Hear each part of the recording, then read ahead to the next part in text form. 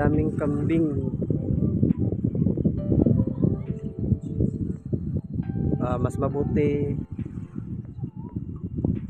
ngayong mga panahon na mag-alaga tayo ng kambing, dahil napakamahal ng karne ng kambing ngayon. Grabe. Kaya dapat alagaan natin ng mabuti ang ating mga kambing. Pakainin natin sa sakto nga pakainan. Ilagay natin sila sa maraming damo. Kakain naman sila ng maraming malulusog na damo. Alagaan natin ng mabuti dahil napakamahal ngayon ng karne. Grabe, sobra doon sa palengke.